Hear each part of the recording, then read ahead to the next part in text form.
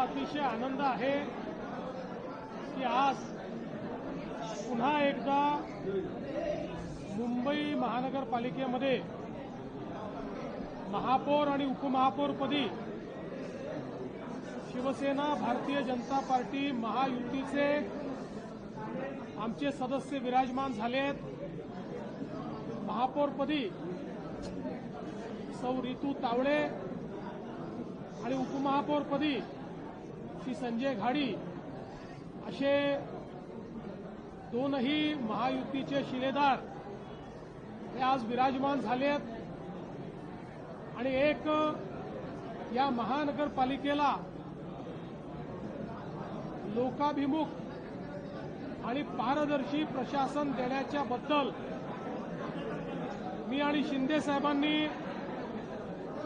जी लोकांना मतं मागितली होती आणि मुंबईच्या जनतेने जो प्रतिसाद दिला होता त्या प्रतिसादाला अनुरूप अशा प्रकारचं आज या ठिकाणी पदारोहण होत आहे। मी विशेषतः महापौर सौ रितू तावडे यांचं अभिनंदन करतो। एक अनुभवी आणि अस्सल मराठी चेहरा म्हणून त्यांच्याकडे बघितलं जात आहे। त्यांनी मागच्या काळातही मुंबईकरांच्या प्रश्नांकरता नेहमीच आक्रमक अशा प्रकारची भूमिका घेतलेली आहे आणि मला विश्वास आहे की यापुढे देखील त्यांच्या माध्यमातून मुंबईच्या विकासाचा जो कार्यक्रम महायुतीच्या सरकारने सुरू केलेला आहे तो आता महानगरपालिकेच्या माध्यमातून अतिशय चांगल्या पद्धतीनं राबवला जाईल। सोबतच उपमहापौर म्हणून जुने जाणते अनुभवी शिवसैनिक संजय घाडी त्या ठिकाणी आहेत। त्यांच्याही अनुभवाचा फायदा हा निश्चितपणे मिळेल।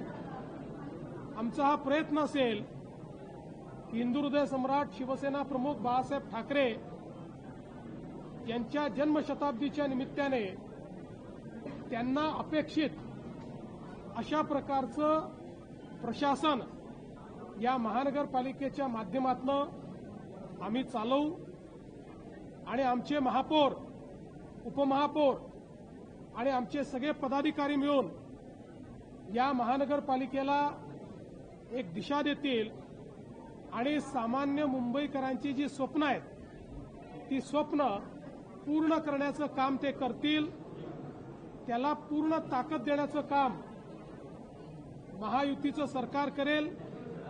मी आणि माननीय शिंदे साहेब पूर्ण ताकदीने आम्ही त्यांच्या पाठीशी उभं राहू आणि त्यांच्या माध्यमातून जी आपण नवीन मुंबई घडवतो आहोत त्याला गती देण्याचं काम आम्ही करू।